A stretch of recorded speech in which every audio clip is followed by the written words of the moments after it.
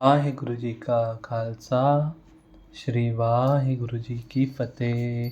जन्म साखी 10 गुरुओं की। सूरज प्रकाश ग्रंथ साखी गुरु नानक पातशाह की। गुरु जी ने तलवंडी जाना। इस तरह कठोर तप करके और भूले भटकों को उपदेश देते हुए जब कुछ समय व्यतीत हो गया तो एक दिन अचानक ही भाई लालू को कहा कि हमें राय बुलार याद कर रहा है। हम उसके प्रेम को पूरा करने के लिए तलवंडी जा रहे हैं। गुरुजी तलवंडी आकर भाई बाले के पिता चंद्रभान के कुएं पर गांव से बाहर ही बैठ गए।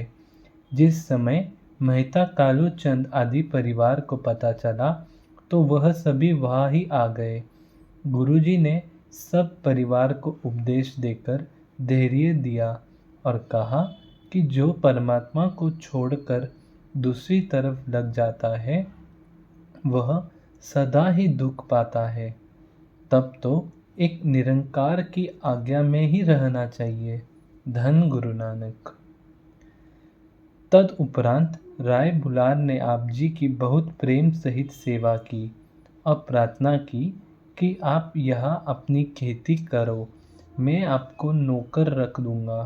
उस समय गुरुजी ने यह शब्द उच्चरित किए।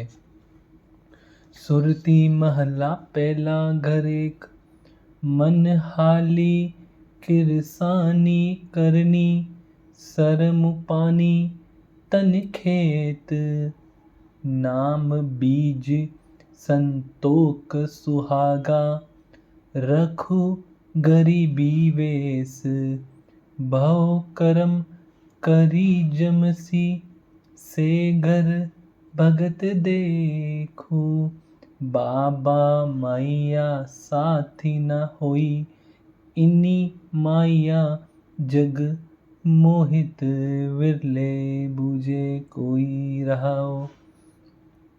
तब राय ने कहा, खेती नहीं तो दुकान ही कर लो। फिर आप जी बोले, हानु हटु कर आर जा, सच नाम करिवतु, सुरती सोच करी भंड साल, तिस विच तिस नो रखू, वन जारिया शिव वन जू, करी ले लहन मन हसू।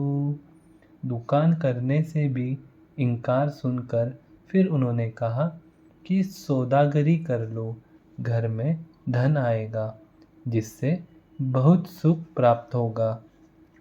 गुरुजी ने कहा, सुनी सासत सौदागरी, सत घोड़े ले चलू, खर्च बनू चग आइया, मत मन जनी कलू, निरंकार के देश जाही, ता सुख लही महलू।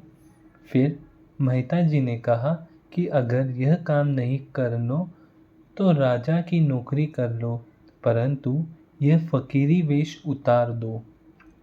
गुरुजी बोले, लाई चित्त करी चाकरी, मन नाम करी कम, बनु बंदिया करी धावनी, ताको आखे धनु, नानक वेखे नदरी, करी चढ़े चौगन वनु।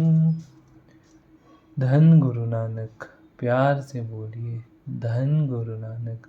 राय बुलार को उपदेश। यह उत्तर सुनकर जब सब चुप हो गए तो राय बुलार ने कहा कि अब मुझे अपना अंतिम समय नज़दीक लगता है। आप कृपा करके ऐसा ज्ञान उपदेश दें जिससे मेरा जन्म मरण मिट जाए। धन गुरु नानक।